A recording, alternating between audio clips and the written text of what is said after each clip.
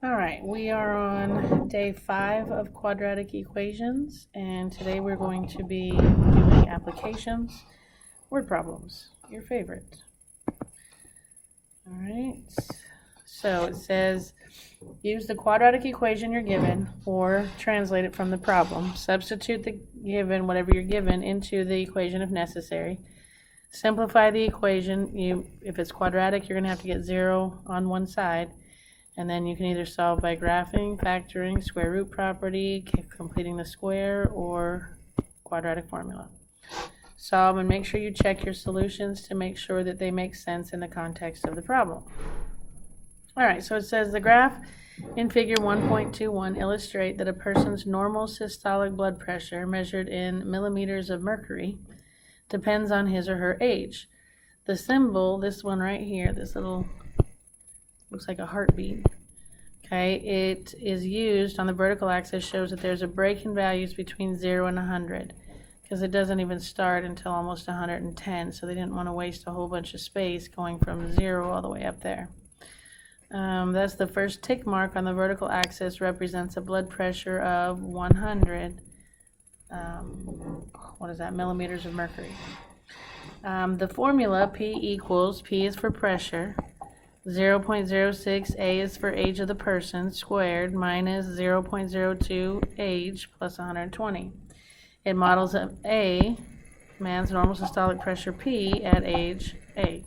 Okay, so it says find the age to the nearest year of a man whose normal systolic blood pressure is 125. They're giving me a pressure, so they're telling me to replace P with that. So I would have 125 equals 0.006 A squared minus 0.02 A plus 120. I can't do anything until I get 0 on one side with a quadratic. So I'm going to minus 125 minus 125. That gives me 0 equals 0.006 A squared minus 0.02 A minus 5. All right, and then I could try and factor, but what factors of 5 make 0.02? I don't want to figure that out. So my technique that I'm going to use to solve this is quadratic formula. So I'm going to have x equals a negative b, negative 0.02, plus or minus the square root of b, negative 0.02 squared, minus 4 times a, 0.006 times c, negative 5, all over 2 times a, which is 0.006. Alright, using my handy dandy calculator, distribute is positive 0.02 plus or minus the square root of, I typed that in the calculator and got 0.1204, all over, distribute here, and I get 0.012. Again, now normally we would just leave it in simplest radical form. But since we already have decimals and radicals, and we're doing an application problem, we want a decimal answer. Okay, so I'm just going to type it in the calculator. Literally, I'm going to type in parentheses 0.02 plus the square root of 0.1204 parentheses divided by 0.012, and your calculator should give you area equals 30.58. The other one, I'm going to type in x equals parentheses 0.02 minus the square root of 0.1204 divided by 0.012, and you should get a equals negative 27.25. Well, we're talking about a person's age, a man's age, so a negative 27 years old doesn't make sense. We call that an extraneous solution. It's correct mathematically, but it makes no sense in the context of the problem, so we throw it out. So a man that is approximately 31 years of age will have a blood pressure of 125. And if we look at the graph, B says use the graphs to describe the differences between the normal systolic blood pressure of men and women as they age.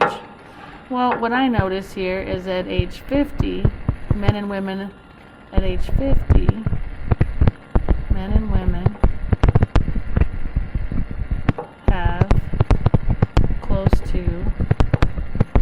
same blood pressure. Before 50, men have higher blood pressure.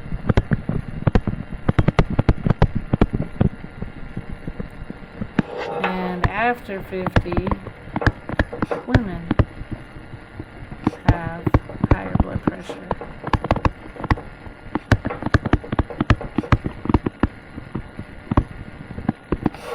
Okie dokie. Alright, so you try this one. Hit pause, come back when you're ready. And hopefully you got 1994. If you did not, our formula, n equals 2x squared plus, sorry about that, plus 4x plus 1 represents the number of households n in thousands in a certain city that have computer x years after 1990. So n represents the number of households with computers, and x represents the number of years after 1990. So when we solve this, we're going to be figuring out how many years after 1990 it was.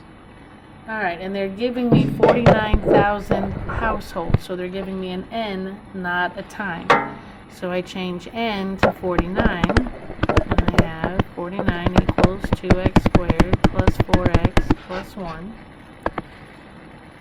Okay, then I got to get 0 on one side. Can't do anything until you have 0 on one side. So subtract 49, I get 0 equals 2x squared plus 4x minus 48.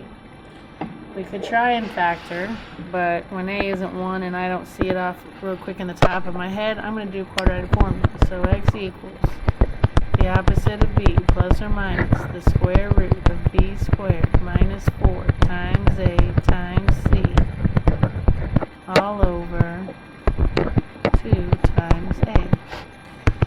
Distribute, and use a calculator on the radicand. I get a negative 4 plus or minus the square root of 400 all over 4. The square root of 400 is 20, so I have x equals negative 4 plus 20 over 4, and the second one's going to be negative 4 minus 20 over 4. If I do this one first, negative 4 plus 20, I get 16 divided by 4 gives me 4. Do this one, negative 4 minus 20 is negative 24 divided by 4 is negative 6. Since x represents time, how many years after 1990, negative time doesn't exist. So that's, again, it's correct mathematically, but we call it extraneous because it doesn't make any sense in the context of the problem. So x is 4, but that answer isn't there because x represents the number of years after 1990. So if it's 1990 and I add 4 years to that, the year it will be is 1994. Alright, the Pythagorean Theorem. The Pythagorean Theorem says that a squared plus b squared equals c squared. If those letters, now not everybody labels a triangle with letters A, B, and C, so you have to remember that what A and B represent, and C, A and B represent the legs. So it's leg squared plus leg squared, and C represents the hypotenuse. Okay? Your legs are always the two that make up the 90-degree angle. Always. Okay? So, it says a wheelchair ramp with a length of 122 inches. The ramp is the slanted one. Okay, that's 122 inches. Has a horizontal distance of 120. It wants to know the ramp's vertical distance. That's why they put the x there. Well, this is a right triangle. So leg squared plus leg squared equals hypotenuse squared. This is a leg, this is a leg, this is a hypotenuse. Alright, so if we do the math, we get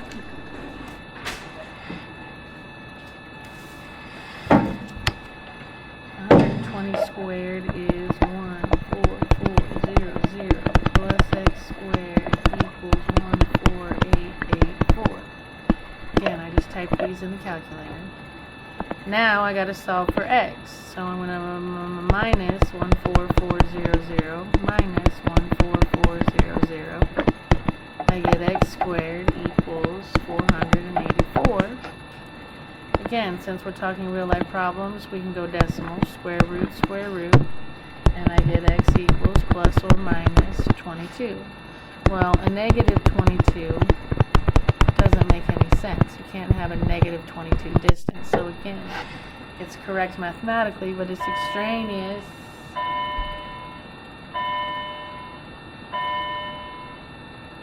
Sorry, so we throw it out. So that ramp is going to be 22 inches tall. Now, B says construction laws are very specific when it comes to access ramps for people with disabilities. Every vertical rise of 1 inch has to have a horizontal run of 12 inches.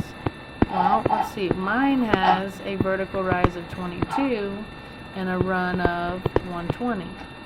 Alright, so if I simplify this, this would be 1 over 12. This would be 22 over 120. Okay? If I need this to be a 1 on top. So if I divide by 22 on top and on bottom, whether it goes easy or not, or evenly or not, if I take 120 divided by 22, this on top becomes 1 and bottom becomes 5.45. So let's call it 5.5. So for every inch of rise, I only have 5.5 horizontal, and I need 12. So do I have enough? No. So is it safe? No. Alright, you try this one. Hit pause, come back when you're ready. And hopefully you got 40 feet. If not, let's look at Y. It says a 12-foot pole. So you have a pole that's 12 foot, and it's supported by 2 wires that extend from the top of the pole to points that are each 16 feet away from the base of the pole. And they want me to find the total length of the 2 wires. I'm going to call this W for wire and this W for wire. Well, if I find one, all I have to do is double it. It's a right triangle, so I can use the Pythagorean Theorem, which says leg squared plus leg squared equals hypotenuse squared. Your hypotenuse, again, your legs are the 2 that make up the right angle. So if I do that math, I get 144 plus 256 equals W squared. Add those, I get 400 equals W squared. Square root, I get W equals plus or minus 20. Again, we're talking about a real distance, so negatives don't make any sense. So the wire is 20 feet, which means this wire is 20 feet, which means altogether I have 40 feet of wire. Alright, so describe a situation or a problem where a quadratic function is used. Explain what the solution means. Well, you can describe any of the ones we've done so far. Okay, we did that one with the number of years after and the number of computers in the house. That was a quadratic. Anything with Pythagorean Theorem is quadratic.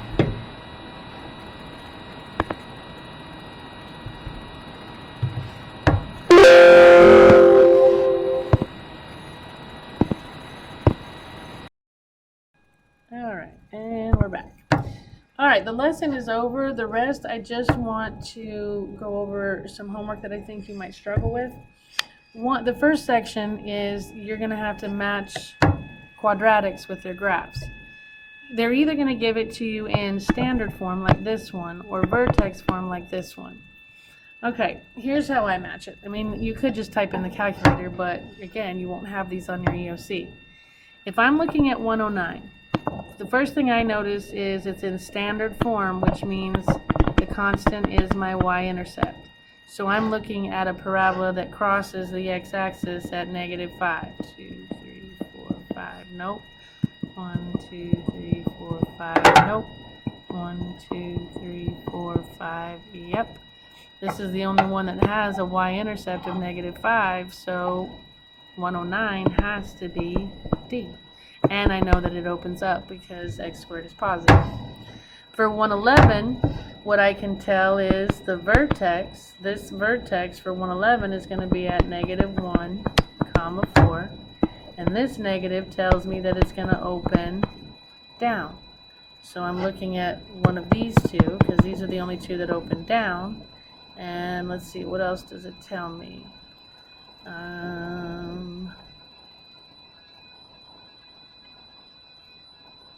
Well, how else am I going to decide that? Oh, I guess you could try and find a y-intercept. Okay, if I do a y-intercept, I make x 0. It should be at 4, but let's see. -0 plus 1 squared plus, so it's going to be at 5. 0 plus 1 is 1, squared is 1, times the negative is -1, plus 4 is 3. So we're looking for one that crosses at 3 and upside down. So we've got this one. So 111 has to be F. 113, it's going to be a parabola that opens up because A is positive, and it's going to have a y-intercept at +2.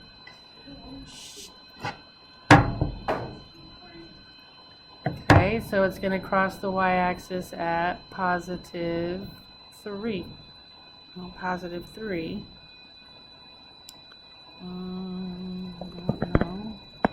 No. I mean +2. Looks like this one, and it opens up, so it's got to be B. Okay, and I'll save those ones for you. Alright, next thing is they're going to give you these puzzle-looking ones. It says y1 is x minus 1, y2 is x plus 4, and y1 times y2 equals 14.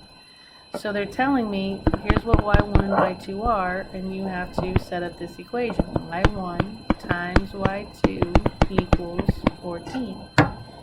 And then you just plug in your values. For y1, I'm going to put x minus 1. For y2, I'm going to put x plus 4. And then this is going to be quadratic, but to solve, I've got to get 0 on one side, and to do that, I've got to get rid of parentheses. So I have x times x is x squared, x times 4 is 4x, -1 times x is -x, -1 times 4 is -4, equals 14. Combine like terms, I have x squared plus 3x minus 4 equals 14. Get 0 on one side, minus 14 minus 14, x squared plus 3x minus 18 equals 0. And then you can either do factoring, quadratic formula, complete the square, whatever you want. A is 1. It should be an easy factor. Factors of 18 that makes 3 would be 6 and 3. Since C is negative, only the bully gets to be like the middle, so 6 gets to be positive and 3 is negative. And then we use our zero product property, which says that either x plus 6 equals 0 or x minus 3 equals 0. If it's this one, minus 6 minus 6, x equals -6. Add 3, you get x equals 3. All the values of x that satisfy those equations is a -6 and a 3. Okay, 121, kind of similar, but now they want me to subtract the 2 and set it equal to 0. So it wants y1 minus y2 equals 0. So if I substitute y1 in, 2x squared plus 5x minus 4, and y2 in, -x squared plus 15x minus 10, and I simplify. Don't distribute the polynomials together. The only thing going to distribute is the negative. There's nothing to distribute here, so the walls come off. So I have 2x squared plus 5x minus 4 A negative times a negative is a positive x squared. A negative times a positive is negative 15. A negative times a negative is a positive 100. Combine like terms. I have 2x squared plus x squared is 3x squared. 5x and negative 15x makes negative 10x.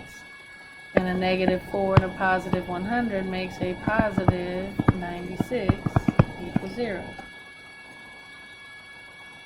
Yeah? Oh, that's 10. Sorry. 10 minus 4 would be 6. Alright. I could try and factor 3 times 8 times c. 3 times 6 is 18. Factors of 18. 1 and 18 won't make 10. 2 and 9 won't make 10. 3 and 6 won't make 10. 4 no, 5 no, 6 is 3. We're repeating. There's no way to make b, so I cannot factor even if I wanted to. I'm going to have to use quadratic formula, which is negative b plus or minus the square root of b squared minus 4 times a times c all over 2 times a. That's going to give me 10 plus or minus the square root of 28 all over 6.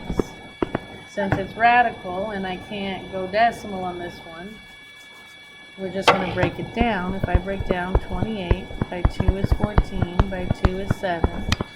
So I have a perfect square 2 and 7's back in. So I have x equals 10 plus or minus 2 square roots of 7 all over 6. And then don't forget, if all 3 of my outside numbers can be reduced, I can reduce, and these can, by 2. 10 divided by 2 is 5. 2 divided by 2 is 1. And 6 divided by 2 is 3. So there's my 2 solutions in simplified form. Okay? Alright, when the sum of 6 and twice a positive number is subtracted from the square of the number, 0 results. Okay, the sum of 6 and twice a positive number, yes, is subtracted from the square of a number. And then it says 0 results, which means equals 0. So I got 0 on one side, but I need to get this in standard form. So deliver the negative. I have x squared minus 6 minus 2x equals 0. Put it in quadratic form. X squared minus 2x minus 6 equals 0.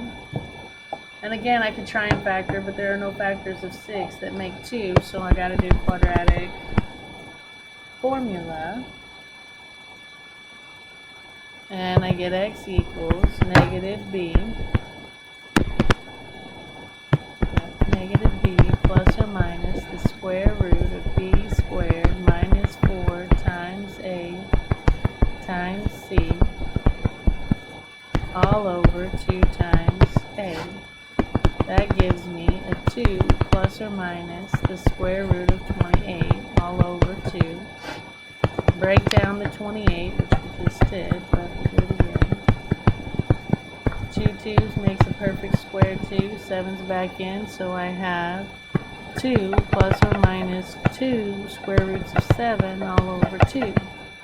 And again, all the outside 2's are divisible by 2, so 2 goes into 2 once, 2 goes into 2 once, 2 goes into 2 once, which gives me my final answer of 1 plus or minus 1 square root of 7. Okay. Alright. In a round-robin chess tournament, each player is paired with every other player once. The formula n equals x squared minus x over 2 models the number of chess games n. So n is the number of games that must be played in a round-robin tournament with x chess players. Use this information to solve exercises 131, 132. It says in a round-robin chess tournament, 21 games were played. Okay, they're either going to give you the number of games played, which is n, or they'll give me how many chess players there are, which was x. They gave me n. So if I plug in, or if I change n to 21, I'm going to have 21 equals x squared minus x over 2.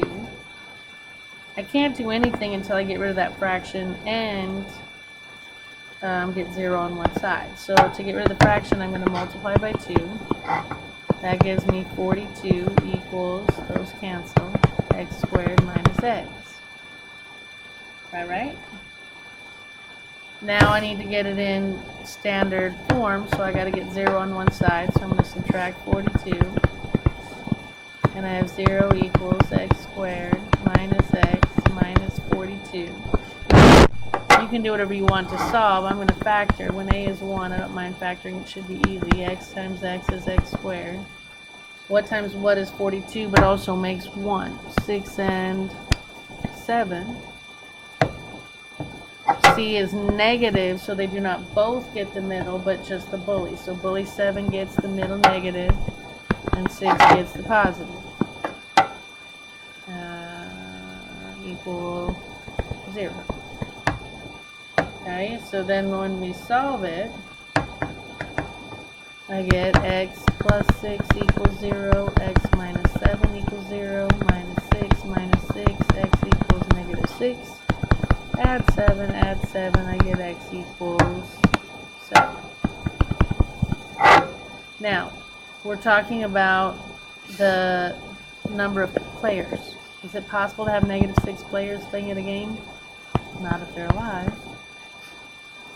Okay.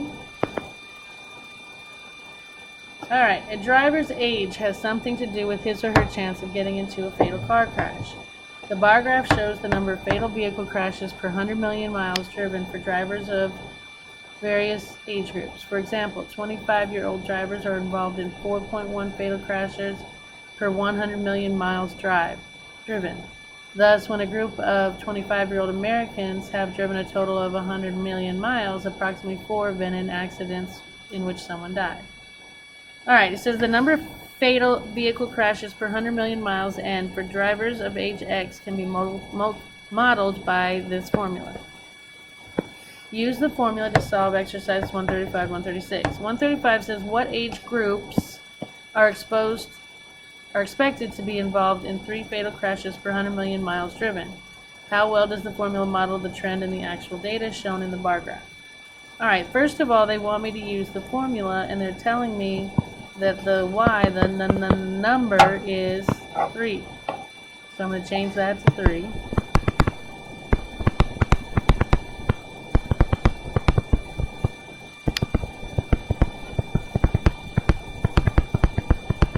And I can't do anything until I get 0 on one side. So minus 3 minus 3. I'm going to get 0 equals 0.013x squared minus 1.19x plus 25.44. Okay. And then now we're going to do quadratic formula. Negative b plus or minus the square root of 0.10362 all over 0.26. If you type that in just right,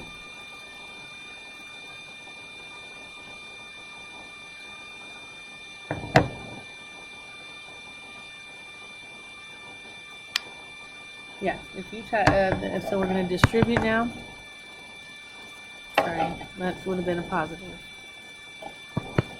Alright, so when we have our positive 1.19 plus the square root of 0.10362 divided by 0.26, make sure you put the top in parentheses or you will not get the right answer. You should get 58.15. My second one is positive 1.19 minus the square root of 0.10362 divided by 0.26. And we get x equals 33.39. Alright, how well does the formula model the trend in the actual data shown in the graph? Well, at age for 3 fatal accidents, I'm going to go with this group and this group. They're the closest to 3 that there are. Don't you agree? Then this guy would be age 35, which I'm close, 33.35. And this one says they're 55, and I got 58.15. Again, pretty darn close. Alright, this guy's throwing. It says throwing events in track and field include the shot put, the discus throw, the hammer throw, and the javelin throw. The distance that an athlete can achieve depends on the initial velocity of the object thrown and the angle above the horizontal at which the object leaves the hand. When the shot is released at an angle of 35 degrees, its path can be modeled by this formula, in which x is the shot's horizontal distance and y is its height in feet. This formula is shown by one of the graphs, A or B, in the figure. Use the formula to determine the shot's maximum distance. Use a calculator and round to the nearest tenth of a foot. Okay? So we have our equation here.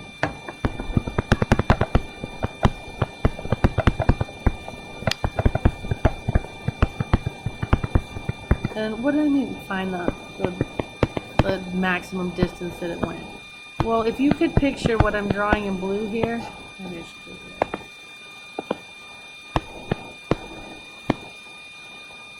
These are its zeros. There's a 0, and when it lands, there's a 0. And what they want to know is, use the formula to determine the shot's maximum distance. So they are giving me, let's see. Oh, so what I'm looking for is this coordinate right there, which means I'm looking for a 0, which means I have to solve this. So again, I'm going to do quadratic formula, and I get x equals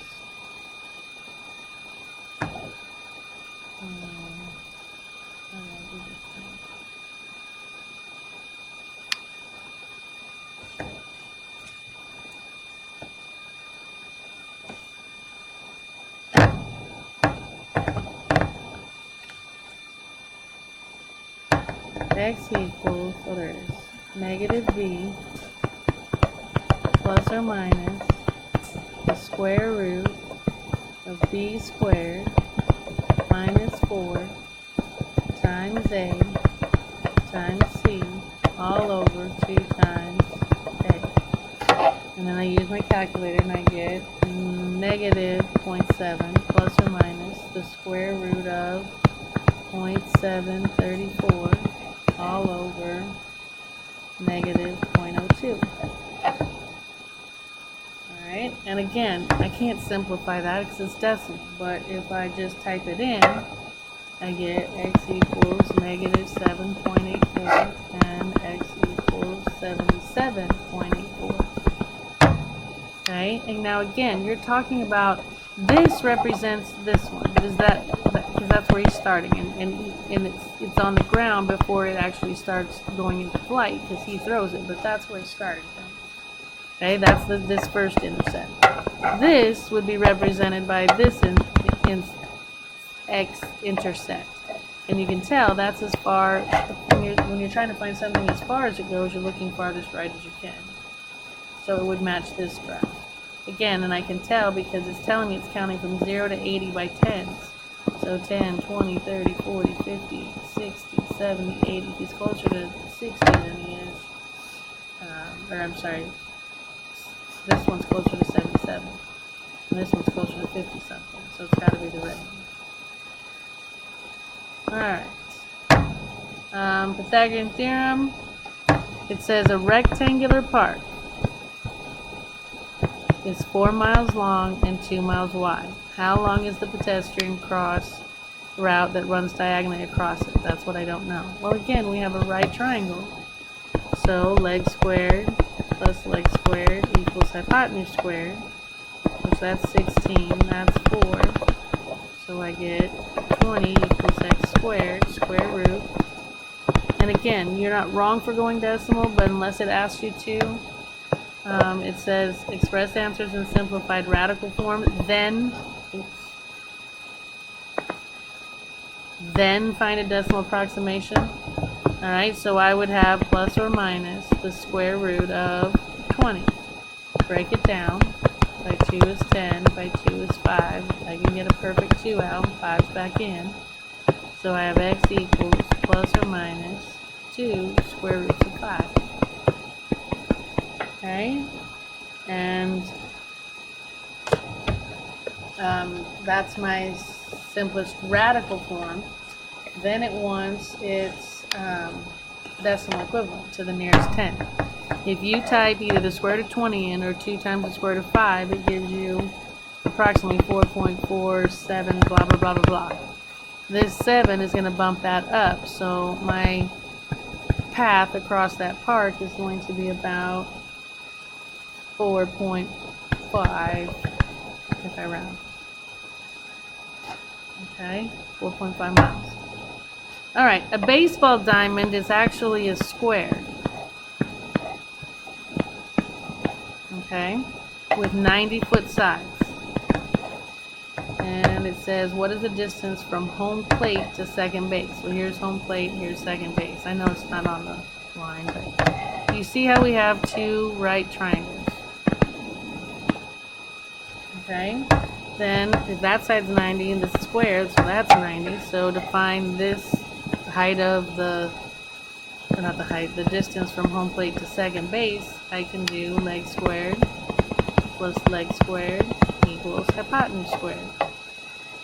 Okay, this would be a really big number, 16200 equals h squared, square root. Okay, and I get a decimal, which tells me that I need to break it down. If I break 16200 down, by 2 is 8100, by 2 is 4050, by 2 is 2025, 2 is done, by 5 is 405, by 5 is 81, 5 isn't going to work anymore, by 3 is 27, by 3 is 3. Okay, 2 2's makes a perfect square 2, 2 5's makes a perfect square 5, 2 3's make a perfect square, or I mean a perfect 3.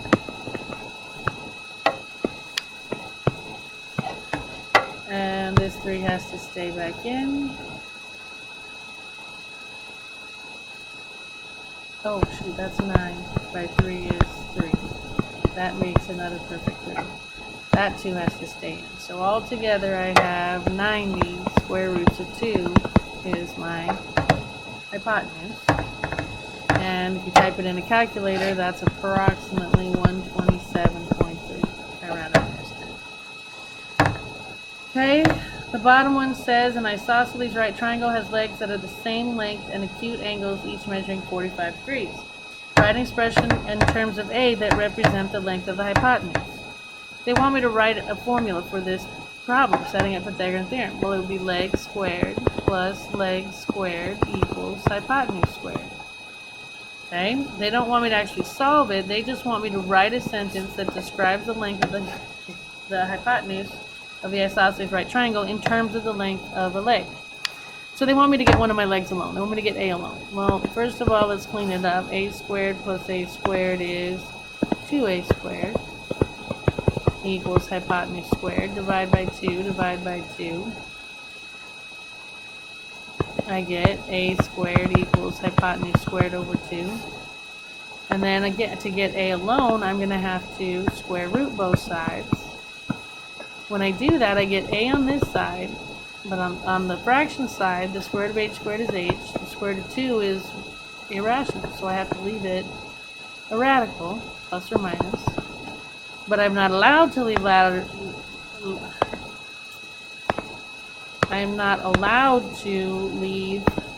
radicals in the denominator, so I'm going to multiply it by itself. So on top I would have plus or minus h square roots of 2 all over 2. And that's it. I have written a formula for the hypotenuse in terms of a leg. Alright, a pool measuring 10 by 20 meters is surrounded by a pool of uniform path. as shown in this figure. If the area of the pool and the path combined, so everything, all of it, was 600 square meters, what's the width of the path? Well, I don't know. Let's set up our area equation. Area equals my length, which is 20 plus 2x, times my width, which is 10 plus 2x, right? And they want to, or they're telling me that that area has to be equivalent to 600. So I have 600 equals 20 plus 2x times 10 plus 2x. Alright, then I'm going to simplify because I can't do anything with quadratics until I get 0 on one side, and I can't subtract 600 until I get rid of parentheses on this side. So I have 20 times 10 is 200 plus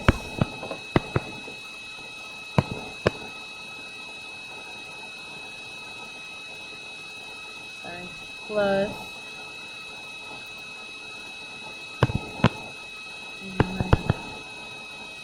200 plus 40x plus 20x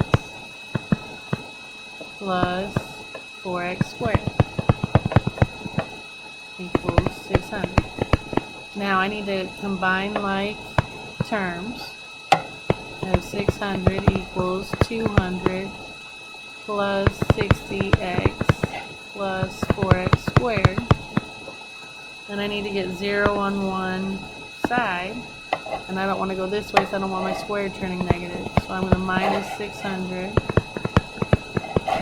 and I have 0 equals 400 plus 60x plus 4x squared. Okay, and now I can finally flip and solve this one. Okay, I could actually factor, but I'm going to do quadratic formula because those numbers are so big. So I'm going to have x equals the opposite of b plus or minus the square root of b squared minus 4 times a times c. Okay? Which is negative. Alright, so that gives me x equals negative 60, all over 2 times a. I guess I should have written that in standard form. That would have been 4x squared plus 60x minus 400 equals 0.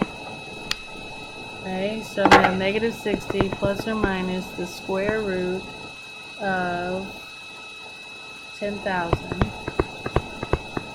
all over 8. Take the square root of 10,000.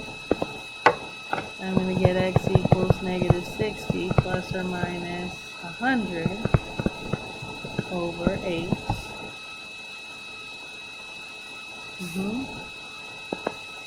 And then my next, I can since that isn't a radical, I can actually simplify it out. And that's going to give me x equals negative 60 plus 100 is 40 divided by 8 is 5. And going negative, I get x equals negative 160 divided by 8, which gives me negative 20. And a negative length makes absolutely no sense, so the width of the path is 5 meters all the way around. Okay. Alright, I didn't leave myself any room for this, so I'm going to erase this real quick. Alright, it says a machine produces open boxes using square sheets of metal. The figure illustrates that the machine cuts equal sized squares measuring 2 inches on a side from the corners and then shapes the metal into an open box by turning up the sides. If each box must have a volume of 200 cubic inches, find the length and the width of the box. Well, they're saying, guys, that if I take the area of the box, which they're saying the side and the length and the width are both x because it's square, and I cut out 2 inches off of each corner so that I could fold them up, that means the height is 2 inches. One of my bases is 5 and the other base is 5. I mean x. Yes? So, what I need to do then is, it's talking about volume. It says each box must have a volume. Well, volume equals length times width times height. They want my volume to be 200. They want my length to be x times my length is x, whatever side is x, and my height is 2. So I have 200 equals 2x squared. Divide by 2, I get 100 equals x squared. Square root, I get x equals plus or minus 10. But would a negative 10 work? Would you have a negative 10 for a length? So you have to throw the negative in. Okay? Alright. This one, it says a piece of wire is 8 inches long. They cut it into 2 pieces, then each piece is bent into a square. Find the length of each piece if the amount of the areas of these squares is to be 2 inches. So they're saying that the sum of these areas, well, to get the area of this square, it's x over 4 times x over 4. Plus, to get the area of his square, it is 8 minus x over 4 times 8 minus x over 4. Yeah? Area of this one is length times width. Area of this one is length times width. And it said the sum of those areas is 2. Okay, so I translated it. Now, if you don't like these fractions, kill them. The only thing is, well, you know what, let's multiply first. Straight across the top, straight across the bottom. That would give me x squared over 16. On top, 8 times 8 is 64. 8 times negative 8 is negative 8x. Negative x times 8 is negative 8x. Negative x times negative x is positive x squared equals 2. And this is all going to be over 16. Okay, so combine like terms. I have x squared over 16 plus 64 minus 16x plus x squared over 16 equals 2. Yeah. Now I can kill the fraction. So I'm going to multiply every term by 16. Now not these 3 terms. They're all just over 1 term. So all I need is 1 to get rid of it. Here they cancel and I have x. Here they cancel and I have x squared, and I have x squared minus 16x plus 64, if I write that in the proper order, equals 2. Combine like terms. I have 2x squared minus 16x, and I'm going to move this over also. The constant has to be 0, remember? I mean your constant, you have to have 0 on one side. So plus 62 equals 0. And you could try and factor if you want, but I did quadratic formula because it didn't look very pretty. So I'd have negative b plus or minus the square root of b squared minus 4 times a times c all over 2 times a. And that gives me, trust my calculator, 16 plus or minus the square root of 0 all over 4, which just gives me 16 over 4, which just gives me 4.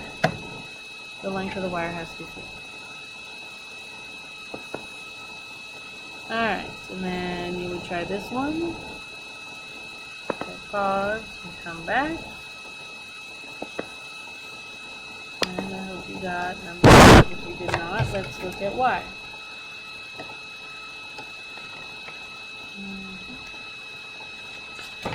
Hold on.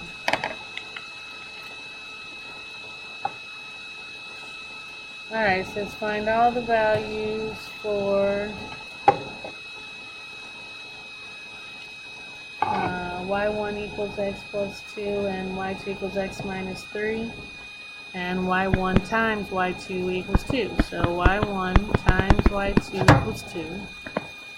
We are going to substitute x plus 2 in for y1, x minus 3 for y2, and solve it. I can't do anything until I get 0 on one side. So x times x is x squared minus 3x plus 2x minus 6 equals 2.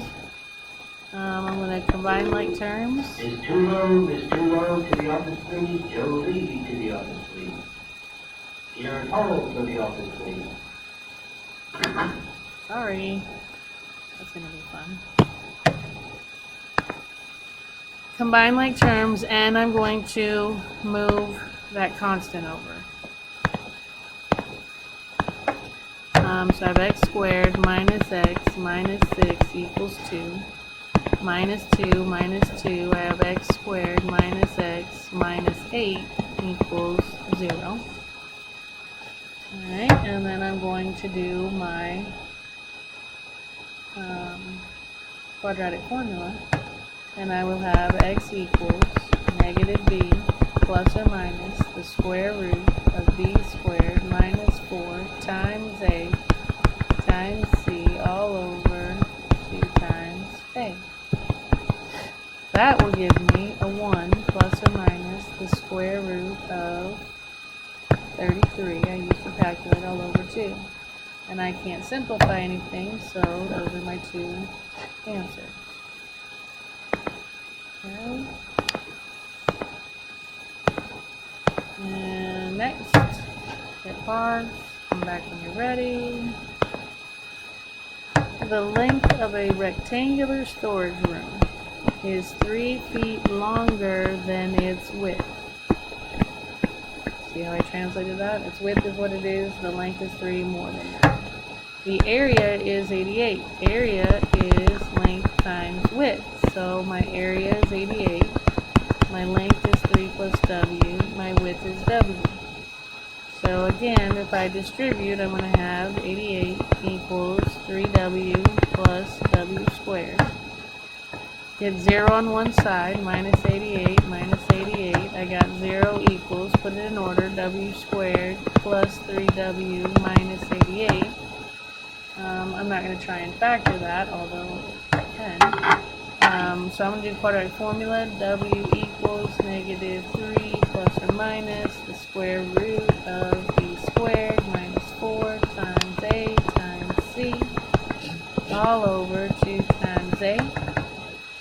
Okay, use a calculator. W equals negative 3 plus or minus the square root of 361 all over 2. I just on a hunch took the square root of 361 and got 19. So negative 3 plus or minus 19 all over 2. So negative 3 plus 19 divided by 2, which would be 16 divided by 2, which would be 8. Or I have negative 3 minus 19, which is negative 22 divided by 2, which is negative 11. Well, since we can't have a negative length, that one's extraneous.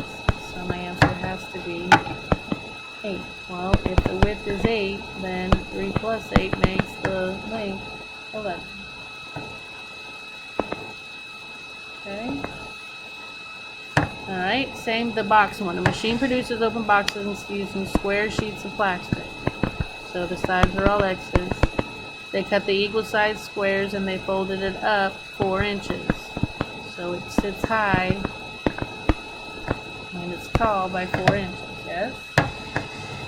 Alright, and it says that the box must have a volume, which is length times width times height, of 1600 cubic inches. So to tell me the volume has to be 1600, my length is x, my width is x, and my height is 4.